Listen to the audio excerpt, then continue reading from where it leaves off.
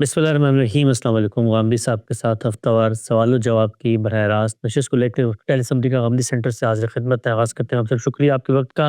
شام کے اندر ایک انقلاب آیا ہے، بغاوت کے حوالے سے اسلام کی کیا ہدایات ہیں؟ 3 نشستوں میں ہم نے غامدی صاحب سے اصولی تجزیہ طلب کیا اور آپ کی آراء پر جو تنقیدات کی جاتی ہیں اس حوالے سے ان کو بھی آپ کی خدمت پر رکھا۔ آگے بڑھاتے ہیں سلسلہ گفتگو۔ غام صاحب، آتے ہیں اصل مدعا کی طرف۔ ایک بہت بڑی تبدیلی رونما ہوئی ہے مڈل ایسٹ کے اندر، اور وہاں پر ہم نے دیکھا کہ اس وقت مسلمان پوری دنیا میں اس پر بڑے خوش ہیں۔ نہ صرف یہ کہ خوش ہیں بلکہ ہمیشہ سے جو ایک تبدیلی اور انقلاب کی ان کی خواہش ہے اس کو بھی مہمیز ملی ہے۔ میں پوچھنا آپ سے چاہتا ہوں کہ یہ پہلے بھی ہو چکا ہے اور ہم مسلمان بڑے خوش ہوئے تھے جس وقت روس کے خلاف یہاں پر افغانستان میں مسلمانوں کو فتح حاصل ہوئی تھی۔ وقت گزرا، پھر لوگوں پر حالات واضح ہوئے کہ بھئی یہ تو 2 عالمی طاقتوں کی جنگ تھی، پیچھے امریکہ بہادر کھڑا ہوا تھا، اس نے پاکستان کی افواج کو استعمال کیا اور انہوں نے پھر مسلمانوں کے جتھے بنا کر وہاں پر کامیابی حاصل کی۔ پوچھنا میں آپ سے چاہتا ہوں کہ جو کچھ شام میں آپ کو ہوتا ہوا نظر آ رہا ہے، یہ کیا کسی ایک ملک کے اندر کوئی تبدیلی آئی ہے یا آپ بھی اس کو کسی وسیع تناظر میں دیکھتے ہیں؟ کیا تجزیہ ہے آپ کا شام کے انقلاب کے اوپر؟ ہم جس دنیا میں رہتے ہیں، میں بارہا عرض کر چکا ہوں کہ اس میں کوئی تبدیلی بھی اس طرح نہیں آ سکتی کہ وہ ایک ملک کی یا ایک جگہ کی یا ایک قوم کی تبدیلی رہے۔ یہ صحیح ہے کہ چھوٹے موٹے واقعات ہو جاتے ہیں، وہ مقامی سطح پر بھی مقامی عوامل کے تحت ہو جاتے ہیں، لیکن بڑے واقعات ایسے نہیں ہوتے۔ اس کے بارے میں یہ عرض کر چکا ہوں کہ ہمیں اپنی موجودہ دنیا کے نظم کو سمجھنا چاہیے۔ موجودہ دنیا کا نظم، جس کو عام تعبیر میں ورلڈ آرڈر کہا جاتا ہے، یہ پہلی اور دوسری جنگ عظیم کے نتیجے میں وجود پذیر ہوا ہے۔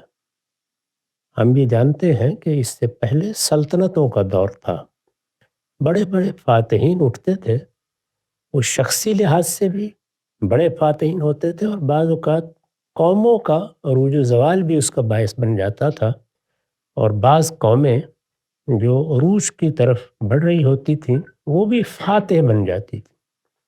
تو اس طرح کے فاتحین فتوحات کر لیتے تھے، سلطنتیں اس وقت اسی طرح وجود میں آتی تھیں۔ یہ ممکن ہے کہ ابھی کابل افغانستان کا حصہ ہو اور کچھ دیر کے بعد کوئی فاتح اسے ہندوستان کا حصہ بنا دے۔ یہ ہو سکتا ہے کہ سری لنکا ایک الگ ملک ہو اور کوئی فاتح اس کو ہندوستان سے وابستہ کر لے۔ یہ سب چیزیں ہوتی رہتی ہیں دنیا میں، کبھی سلطنتیں بڑھ جاتی ہیں، کبھی سکڑ جاتی ہیں، کبھی چھوٹے چھوٹے ملکوں میں بڑھ جاتی ہیں، یہ سب ہوتا رہتا تھا۔ لیکن اس کی بنیادی نوعیت کیا ہوتی تھی؟ فتوحات کی۔ فتوحات ہو رہی ہیں، جس کے پاس طاقت ہے وہ یہ سمجھتا تھا کہ میں زندہ ہی نہیں رہ سکتا اگر میں اپنی سلطنت کو یا اپنی ریاست کو وسیع نہیں کرتا۔ میں نہیں کروں گا کوئی دوسرا آ جائے گا۔ تو ایک طرح سے یہ بقائے باہمی کی جدوجہد بن جاتی تھی، اور اس کا نتیجہ یہ نکلتا تھا کہ اسی طریقے سے سلطنتیں بڑھتی پھیلتی رہتی تھیں۔ بعض موقعوں پر بعض قدرتی رکاوٹیں انہیں محدود کر دیتی تھیں، جیسے چین کا حدود اربع ہے، خود ہمارے ہاں بر صغیر کا حدود اربع ہے، تو بعض چیزیں یقیناً اس کا باعث بنتی تھی، کہیں بڑے دریا آ گئے، بڑے سمندر آ گئے، ورنہ عام طور پر جب قومیں اٹھتی تھیں یا ان میں بڑے فاتحین پیدا ہو جاتے۔ بڑے فاتحین کا مطلب یہ ہے کہ اللہ تعالیٰ جس طرح انسانوں میں مختلف صلاحیتوں کے لوگ پیدا کرتا ہے، اسی طرح قیادت و سیادت کی صلاحیت دے کر بھی لوگوں کو پیدا کرتا ہے۔ وہ پھر یہ چاہتے ہیں کہ وہ اپنی قوموں پر حکومت کریں اور اس سے آگے بڑھ کر اپنی حکومتوں کو وسعت بھی دیں۔ موجودہ زمانے میں یہ ہوا ہے کہ پہلی اور دوسری جنگ عظیم نے ان سلطنتوں کا خاتمہ کر دیا۔ پہلی جنگ عظیم ہی نے ختم کر دیا تھا۔ چنانچہ جن قوموں نے وہ جنگ جیتی ہے، پہلی جنگ عظیم دنیا کی 5 بڑی قوموں نے جیت لی۔ جب وہ جیتی ہے تو وہ محض کسی ایک علاقے میں نہیں جیتی گئی، کسی ایک جگہ نہیں جیتی گئی، وہ انسانی تاریخ میں پہلی دفعہ عالمی سطح پر جیتی گئی ہے۔ دنیا میں اس سے پہلے جو جنگیں ہوتی رہی ہیں ان کو کبھی عالمگیر جنگیں یا ورلڈ وار کی تعبیر سے نہیں یاد کیا گیا۔ یہ عالمی سطح پر فتح ہوئی ہے، عالمی سطح پر شکست ہوئی ہے۔ تو اس شکست کے بعد اب ان کے پاس 2 راستے تھے۔ ایک یہ کہ فاتحین شکست خوردہ قوموں پر اسی طرح حکومت کرتے جیسے پہلے کیا کرتے تھے. یعنی ان کی طرف سے وائسرائے بھیجے جاتے ہیں، ان کی طرف سے لوگوں کو کچھ حدود میں آزادی دی جاتی ہے، باقی معاملات وہ خود چلاتے. یہ طریقہ اختیار نہیں کیا گیا، بلکہ بڑی تبدیلی دنیا میں آئی اور یہ مان لیا گیا کہ اب براہ راست حکومت کرنے، قوموں پر جا کر اس طریقے سے اپنا اقتدار قائم کر لینے کا دور ختم ہو گیا ہے. آئیے اب عالمی سطح پر ایک نظام بنا کے حکومت کرتے ہیں. یعنی حکومت تو کرنی ہے، اس لیے کہ حکومت طاقت کرتی ہے. حکومت کرنے کا طریقہ تبدیل کر لیا گیا. اس وقت جس دنیا میں ہم رہ رہے ہیں اس میں 5 بڑی طاقتیں حکومت کر رہی ہیں. انہوں نے آپس میں معاملات کو طے کر لیا ہے. یہی وہ حکومت ہے جس کے لیے یہ مان لیا گیا ہے کہ حق استرداد کن قوموں کے پاس ہوگا، جس کو اب ویٹو کا حق کہتے ہیں. وہ جن 5 قوموں کے پاس ہے جو سلامتی کونسل کے مستقل ممبر ہیں، وہی اس دنیا پر حکومت کر رہے ہیں. البتہ اپنے مفادات کے تحت انہوں نے بہت سی چیزوں میں کچھ حدود قیود کچھ قواعد مرتب کر لیے ہیں. وہ بڑا خیر ہے جو اس سے پیدا ہوا ہے. دنیا میں بحثیت مجموعی اس میں امن کی فضا پیدا ہوئی ہے، جنگیں کم ہوئی ہیں اور ہمارے جیسے ملکوں کو بھی وہ ایک طرح سے سانس لینے کا موقع ملا ہے. اس کے تحت انہوں نے قومی ریاستیں قائم کرنے کا طریقہ اختیار کیا. قومی ریاستیں قائم کرنے میں بھی بڑی آسانی تھی پہلے زمانوں میں. وہ یہ کہ مختلف قومیں نسل کی بنیاد پر، رنگ کی بنیاد پر کچھ علاقوں میں آباد تھیں. جیسے یورپ میں یہ سہولت تھی ابتدا میں، جب رومن امپائر ختم ہوا تو یورپ میں نسلی بنیاد پر قوموں کی ایک تقسیم موجود تھی. آسان تھا وہاں قومی ریاستوں کو وجود میں لے آنا. ابھی بھی آپ یورپ میں دیکھیں تو یہ صورتحال آپ کو مل جائے گی. لیکن دنیا میں پچھلے زمانوں میں بڑے پیمانے پر نقل مکانی ہوئی ہے. اس کی وجہ کیا ہے؟ اس کی وجہ یہ ہے کہ نقل و حمل کے ذرائع نئے پیدا ہو گئے. پہلے آپ ایک جگہ سے دوسری جگہ جائیں گے تو آپ کیا کریں گے؟ پیدل چل کے جائیں گے، اونٹ گھوڑے پر سوار ہو کے جائیں گے. اور اس طرح لوگ اجنبیت بھی محسوس کرتے تھے. کہیں گئے، سفر کر کے آ گئے، کوئی ابن بطوطہ گئے، سفرنامہ لکھ لیا. بہت بڑے پیمانے پہ نقل مکانی ہوئی. پھر جو 200 سال کا عرصہ گزرا جس میں بڑی سلطنتیں قائم ہوئیں، تو بڑی سلطنتوں کے یہاں خود لوگوں کے لیے بڑی سہولت پیدا ہو گئی. یعنی ایک زمانہ تھا کہ ہندوستان کا ایک شہری یا ہندوستان میں پیدا ہونے والا شخص وہ پوری سلطنت برطانیہ کا شہری تھا، جہاں چاہے چلا جائے. سلطنت عثمانیہ میں پیدا ہونے والا ایک شخص پوری سلطنت عثمانیہ کا شہری تھا. وہ یہاں آباد ہو، وہاں جا کے آباد ہو جائے. تو یہ صورتحال تھی. اس صورتحال میں بڑے پیمانے پر میں نے عرض کیا کہ نقل مکانی ہوئی ہے. یہ امریکہ جس میں ہم بیٹھے ہوئے ہیں، اس کا معاملہ تو یہ ہے کہ امیگرینٹس کا ملک ہے. یعنی یہاں لوگ نقل مکانی ہی کر کے آئے ہیں بہت بڑے پیمانے پر. جب اتنے بڑے پیمانے پر نقل مکانی ہو تو قومی ریاست کا بھی پھر وہ تصور پیدا ہوا ہے جس کو وطن کی بنیاد پر قومی ریاست کہا جاتا ہے. خود ہم نے اپنا ملک بنایا، جب وہ ملک بنا ہے تو ایک قومی ریاست یا ایک نیشن اسٹیٹ کی صورت میں بنا ہے. لیکن کیا وہاں پر صرف مسلمان تھے؟ کیا وہاں صرف بدھ تھے؟ کیا وہاں صرف مسیحی تھے؟ یا صرف افغان تھے؟ یعنی نسلی لحاظ سے دیکھیں، رنگ کے لحاظ سے دیکھیں، قوموں کی ثقافت اور تہذیبی پس منظر کے لحاظ سے دیکھیں تو متنوع قومیں موجود ہیں. ان کے لیے پھر کیا ہوا؟ یعنی 14 اگست 47 کی رات کو ہم ہندوستانی تھے اور اگلے دن سب پاکستانی ہو گئے. تو ایک نئی قومیت وجود میں آ گئی. یہ نئی قومیت وطنیت کی بنیاد پر وجود میں آئی ہے. یہ اس وقت کی دنیا کا نقشہ ہے. اس نقشے میں یہ کیسے تصور کیا جا سکتا ہے کہ کوئی بڑا واقعہ وہ بڑی طاقتوں کے پس منظر کے بغیر پیدا ہو جائے؟ مشرق وسطیٰ میں بھی ایک کشمکش جاری ہے، اثر و رسوخ کی کشمکش ہے یہ، اور وہ بڑی طاقتیں رکھنا چاہتی ہیں. یوکرین میں کیا ہوا ہے؟ یعنی انہوں نے کیا کیا تھا؟ کہیں جہاں سے روس کے ماش اکھاڑ لیے تھے؟ نہیں، وہ اپنا تعلق قائم کرنے کے معاملے میں آزادانہ طریقے سے ایک فیصلہ کرنا چاہتے تھے. وہ نیٹو کا حصہ بنے، مغربی بلاک کا حصہ بنے. یعنی یورپ ہے، امریکہ ہے، وہ ایک پورا بلاک ہے. تو کیا وہ اس کا حصہ بنے؟ طاقت کا ایک خاص مرکز موجود ہے. یہ فیصلہ کیا انہوں نے.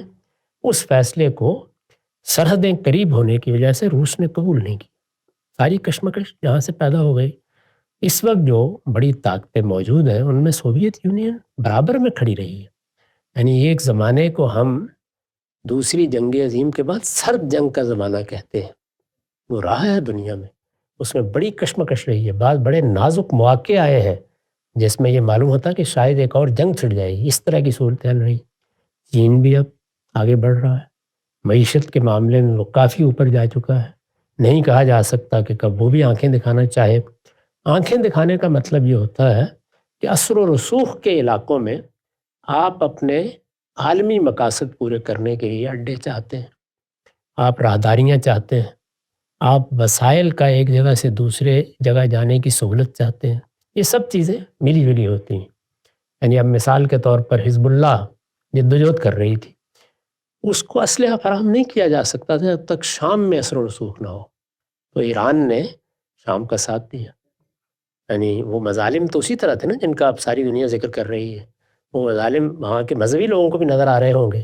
اس سب کے باوجود جو سیاسی مفادات ہیں وہ لوگوں کو تعلقات پیدا کرنے کے لیے مواقع دے دیتے ہیں۔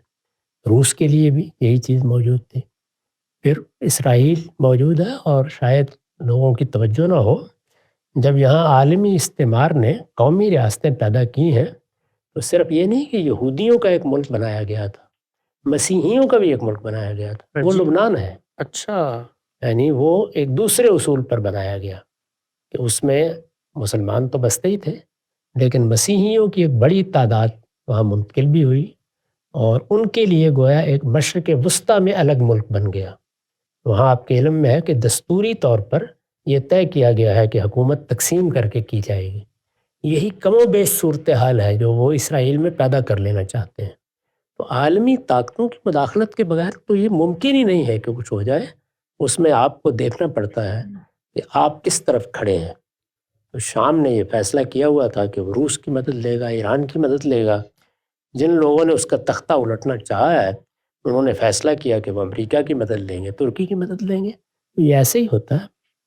ایک نقطہ بالکل واضح ہو گیا۔ اچھا غم صاحب یہ بتائیے گا کہ ظاہری بات ہے اس طرح آپ نے اس کو کنیکٹ کیا ہے کہ اس دور کا جو ورلڈ آرڈر ہے اس میں عالمی طاقتوں کی ایما کے بغیر کوئی بڑی تبدیلی لانا ناممکن ہے، اور عالمی طاقتوں کی اس میں مداخلت ہوتی ہے اور وہ ناگزیر ہے، وہ کرتے ہیں یہ۔ پوچھنا میں آپ سے چاہتا ہوں کہ جس طرح مشرق وسطیٰ میں ایک بڑی تبدیلی آئی ہے، یہاں شام ہے، اس سے پہلے لبنان تھا، اور پھر ہم نے ایران کے ساتھ بھی دیکھا معاملہ، اور سب سے بڑھ کر فلسطین، یہ سارا کا سارا قضیہ شروع ہوتا ہے حماس کے اکتوبر میں کیے گئے ایک اقدام سے، اور اس کے بعد ہم نے دیکھا کہ یہ سب تبدیلیاں آئی ہیں، غزہ خالی ہو گیا، وہاں لبنان میں حزب اللہ کا خاتمہ ہو گیا، شام کے اندر یہ سارے معاملات ہو گئے۔ حماس کے اس اقدام کے نتیجے میں آپ سمجھتے ہیں کہ اوور آل جو مسلمانوں کو جو کچھ اثر و رسوخ انہی عالمی طاقتوں کے زیر اثر حاصل تھا اس کو فائدہ ہوا یا نقصان ہوا؟ گویا اس پورے کے پوری اسکیم کے اندر اسرائیل کو زیادہ پوائنٹس ملے یا حماس کو؟ نتیجے کو دیکھنے سے پہلے یہ بھی جاننا چاہیے کہ ایسا کیوں ہوا۔ میں اس کے بارے میں بھی کچھ اصولی باتیں اس سے پہلے عرض کر چکا ہوں، اب اس خاص تناظر میں بھی بیان کر دیتا ہوں۔ جی، اسرائیل ایک نئی ریاست کے طور پر قائم ہوا۔ میں نے ابھی عرض کیا کہ لوگوں کو عام طور پر معلوم نہیں ہے، لبنان کو بھی ایسے ہی قائم کیا گیا تھا۔ اس سے پہلے اس طرح کا ملک الگ سے نہیں تھا۔ ایک مسیحی ریاست بن جائے، ایک یہودی ریاست بن جائے، مشرق وسطیٰ میں ظاہر ہے یہ قومیں آباد بھی تھیں کسی حد تک، اور دنیا سے لانا بھی مقصود تھا، اور جو نیا نقشہ بن رہا تھا اس میں عالمی طاقتوں کے لیے ایسے اتحادی بھی ضروری تھے کہ جن پر وہ انحصار کر سکیں۔ تو ان سب چیزوں کو ملحوظ رکھ کے یہ سب کیا گیا۔ اس میں پہلا مرحلہ وہ تھا جس میں مسلمانوں کی مذہبی قیادت اور مسلمانوں کی سیاسی قیادت، مذہبی قیادت اور سیاسی قیادت مسلمانوں میں دونوں زندہ حقیقتیں ہیں۔ مسیحیوں کے ہاں بھی یہی صورتحال تھی، ان کے ہاں ایک لمبے عرصے تک مذہبی قیادت بھی بڑے اثر و رسوخ کی حامل تھی اور سیاسی قیادت بھی، لیکن پھر آپ جانتے ہیں کہ رینیسنس کے نتیجے میں جو تبدیلیاں آئیں، تغیرات آئے، تو مذہبی قیادت بڑی حد تک ویٹیکن میں بند ہو کے رہ گئی، یا اس کا دائرہ وہی مسجد یا چرچ کے اندر تک محدود ہو گیا، اور سیاسی قوت ہی فیصلہ کن ہو گئی۔ وہ اب فیصلہ کرنے میں کوئی کردار ادا نہیں کرتی۔ ہمارے ہاں یہ صورتحال نہیں ہے ابھی۔ اس وقت مسلمانوں کے یہ 50-55 غالباً 57 کے قریب نئے ملک ہیں، یہ جب بنے ہیں تو اس وقت اسرائیل کے باب میں، یعنی لبنان کے معاملے میں تو کوئی خاص مزاحمت نہیں ہوئی، لیکن اسرائیل کے معاملے میں چونکہ یروشلم تھا، بیت المقدس تھا اور بہت سی چیزیں تھیں، مذہبی اور سیاسی قیادت کا ایک ہی رد عمل تھا، اور وہ یہ کہ ہم یہ نہیں ہونے دیں گے۔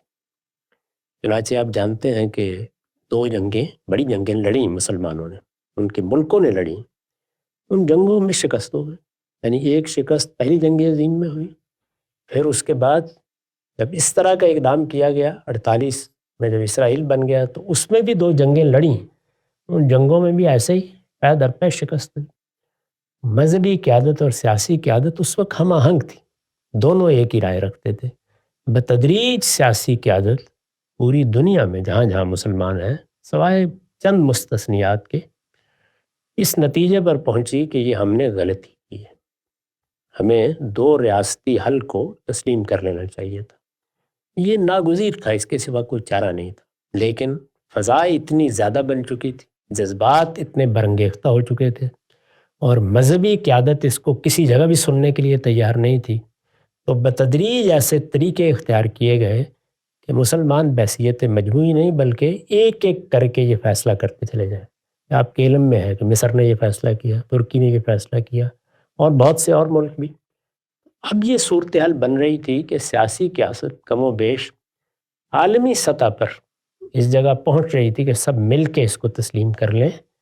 ان کا خیال یہ تھا کہ اس کے نتیجے میں ہمیں حفاظت حاصل ہو جائے گی، اور ہم جو کچھ بھی فلسطینیوں کے پاس بچ گیا ہے شاید اس کو محفوظ کرنے میں کامیاب ہو جائے۔ یہ فیصلہ یہ معلوم ہو رہا تھا کہ آپ کے علم میں ہے کہ امارات میں کس طرح سے یہود آنا شروع ہو گئے تھے، سعودی عرب بھی اس معاملے میں مختلف ملکوں سے رابطے پیدا کر رہا تھا۔ یہ اب ایسی چیزیں نہیں ہیں جس کو جاننے کے لیے کوئی بہت زیادہ استدلال کی ضرورت۔ مذہبی قیادت نے اپنی رائے میں کوئی تبدیلی پیدا نہیں کی، میرے علم کی حد تک ہر جگہ، یعنی عرب ملکوں میں بھی اور ہمارے ہاں تو خاص طور پر بر صغیر میں، وہ اپنے اس نقطہ نظر پر پوری طرح قائم ہے کہ ہمیں اسرائیل کو مٹا دینا ہے، اس کا وجود ختم کر دینا ہے۔ تو کیا چارہ ہے پھر؟ یعنی یہ دیکھیے نا کہ پہلا مرحلہ کیا ہے جس میں مذہبی اور سیاسی قیادت کا ایک ہی نقطہ نظر ہے۔ چنانچہ اگر جنگ ہوئی، حملہ ہوا، تو سیاسی قیادت کے اہتمام میں ہوا اور مذہبی قیادت نے دعائیں کی، شامل ہونے کے لیے بھی تیار تھی۔ دوسرے مرحلے میں جب یہ اندازہ ہو گیا کہ سیاسی قیادت ہاتھ کھینچ رہی ہے، تو پھر یہ طریقہ اختیار کیا گیا کہ جو غیر روایتی جنگ کے طریقے ہیں ان کو آزما کے دیکھا جائے، جیسے افغانستان میں ہوا تو حزب اللہ، اسی طرح یمن کے حوثی اور بہت سی قوتیں پیدا ہونا شروع ہو گئیں۔ یہ داعش ہے، یہ القاعدہ ہے، بہت سی ایسی قوتیں۔ اس میں غیر روایتی طریقہ، یعنی طریقہ یہ اختیار کیا جاتا ہے کہ آپ نظم و نسق کو چھوٹے چھوٹے حملوں کے ذریعے سے، غارت گری کے ذریعے سے، اس کا لحاظ کیے بغیر کون مرتا ہے کون جیتا ہے، ایسی صورت پیدا کر دیں کہ حکومتیں چلائی نہ جا سکے۔ یہ ایک اسٹریٹجی طریقہ ہے، دنیا میں اس کو بہت جگہوں پہ آزمایا گیا، خاص طور پر کمیونسٹ انقلابات جب ہوتے تھے ان کے زمانے میں، تو مسلمانوں نے بھی یہ طریقہ اختیار کیا۔ یہ طریقہ مذہبی قیادت نے اختیار کیا، حماس اس مذہبی قیادت ہی نے پیدا کی ہے۔ یہ آپ کے علم میں ہے کہ وہ کسی سیاسی عمل کے نتیجے میں نہیں بلکہ اس مذہبی تصور کے تحت پیدا ہوئی۔ کیوں؟ اس کی وجہ یہ ہے کہ جو وہاں سیاسی قیادت تھی یاسر عرفات کی قیادت میں، وہ تو اسی راستے پر جا رہی تھی جو راستہ سیاسی قیادت نے عمومی طور پر دنیا میں اختیار کر لیا۔ مذہبی قیادت یہ محسوس کر رہی تھی کہ اب ہمارا ہدف ایک نہیں رہا، اب کیا کیا جائے؟ اس کے لیے پھر حماس بھی وجود میں آئی، یمن کے حوثی بھی وجود میں آئے، حزب اللہ بھی وجود میں آئی۔ یہ اصل میں پس منظر ہے۔ اب اس طرح کے لوگوں کو لڑنا ہے، ان کو اسلحہ بھی چاہیے، ان کو جگہ بھی چاہیے، تو اسلحہ جگہ کس طریقے سے پہنچے، اس میں پھر عالمی طاقتیں بھی اپنا اپنا کردار ادا کر رہی تھی۔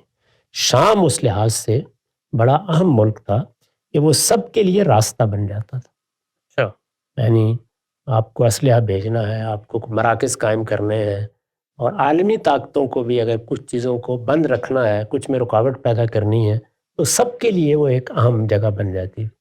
اس لیے وہاں اہمیت بھی زیادہ تھی، اور یہی وجہ ہے کہ عراق میں بڑی جلدی قابو پا لیا گیا، بڑی حد تک۔ وہاں ابھی تک اس طرح کا استحکام نہیں پیدا ہوا ہے جو کسی زمانے میں ہوا کرتا تھا، لیکن یہاں تو یہ تھا کہ وہاں کے سب لوگ ادھر آ گئے۔ چنانچہ اب دیکھیے کہ اس وقت خود جو انقلاب لانے والے لوگ ہیں وہ بتا رہے ہیں کہ آخر میں جو اتحاد قائم کیا گیا اس میں کوئی 22 کے قریب گروہ ہیں شام، یعنی جنہوں نے ہے تحریر الشام کی قیادت کو قبول کیا ہے. باقی اور کتنے ہوں گے اندازہ کیا جا سکتا ہے. تو داعش بھی ہے، القاعدہ بھی ہے.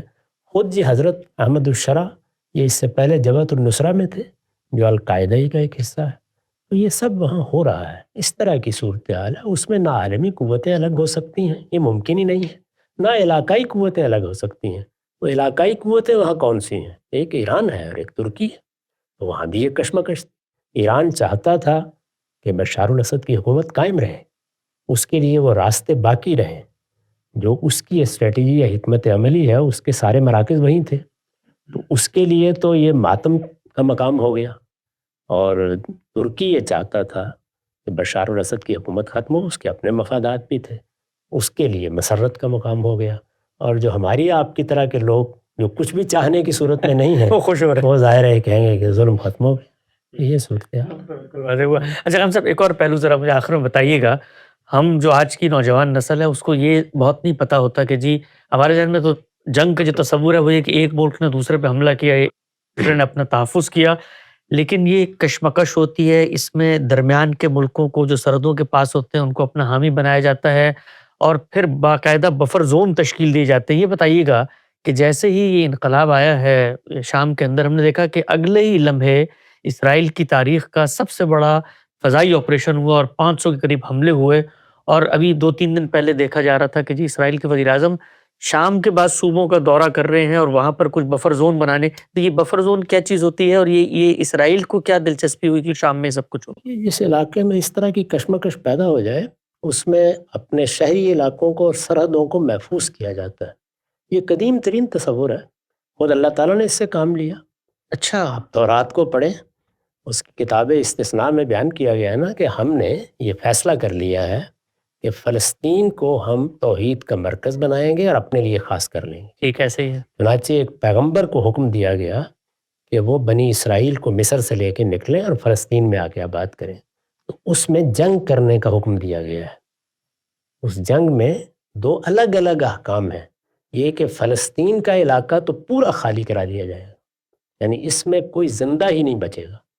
اس پورے علاقے کو اللہ تعالیٰ کہتے ہیں کہ خالی کرا دیا جائے، اور گرد و پیش کے جتنے علاقے ہیں انہیں محکوم بنا لیا جائے. ملک سبا پہ جو ہوا تھا یہ جو گرد و پیش کے علاقوں کو محکوم بنانے کا عمل ہے یہ کیا چیز ہے؟ Buffer zone. یہ بفر زون ہی بنانا مقصود ہوتا ہے. اچھا، اس لیے کہ مختلف سلطنتیں ایک دوسرے پر حملہ کر رہی ہوتی ہیں.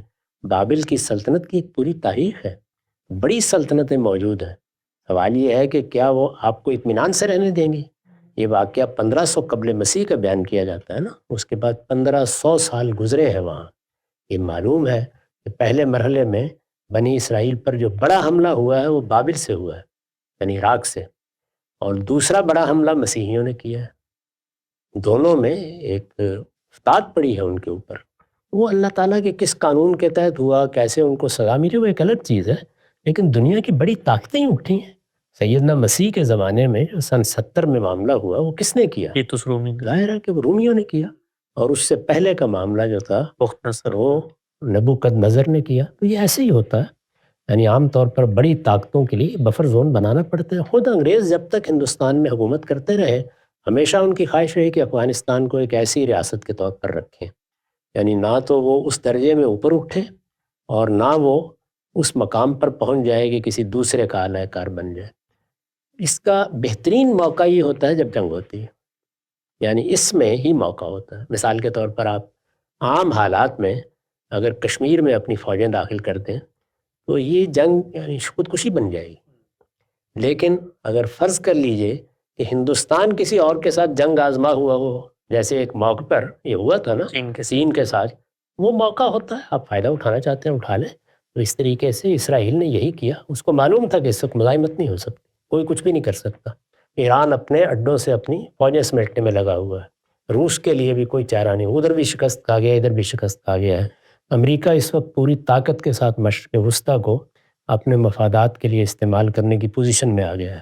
ترکی نے اپنے مفادات سامنے رکھ کے امریکہ کے ساتھ معاملہ کر لیا ہے. اس سے بہتر موقع کیا ہو سکتا تھا؟ انہوں نے آگے بڑھ کر کوئی بتایا جاتا ہے 400 کلومیٹر کا علاقہ ہے جس کو بفر زون میں تبدیل کر. اچھا ہم صاحب یہ سب صورتحال جتنی پیچیدہ عالمی قوتیں، ان کے مفادات، اور پھر اس میں اتنی پراکسی سب کچھ ہے، یہ سب کچھ ایک طرف ہے جو آپ تجزیہ کر رہے ہیں، دوسری طرف ہماری پاکستانی مذہبی قیادت اور مذہبی عوام ہے جن کو یہ بتایا جاتا ہے کہ جی وہاں پر شیعوں نے بڑا ظلم کیا تھا، اب سنیوں نے متحد ہو کر انقلاب برپا کر دیا ہے، اور ہم اس کو بطور نظیر کے مثال کے پیش کر رہے ہوتے ہیں بھئی یہ ہو گیا ہے تو اب پاکستان میں بھی ہمیں قدم بڑھانے چاہیے، جب شام کے اندر یہ ہو سکتا ہے اور جگہوں پر ہو سکتا ہے تو یہاں کیوں نہیں ہو سکتا۔ اس موضوع کو غامدی صاحب سے سمجھیں گے کہ ہماری جو اس وقت نسل ہے، ہماری جو قیادت ہے، ہمارے ہاں جو لوگ موجود ہیں، وہ اس طرح کے بڑے پیچیدہ عالمی معاملات کو مس انڈرسٹینڈ کرتے ہیں، اس کے کیا نتائج نکلتے ہیں، اور خود پاکستان کے اندر یہ بات کی جاتی ہے انقلاب کی، وہاں کے چیلنجز، ان سب کو زیر بحث لے کر آئیں گے۔ وقت یہاں پہ ختم ہوتا ہے، دوبارہ حاضر خدمت ہوں گے، اب تک آپ کو بہت شکریہ۔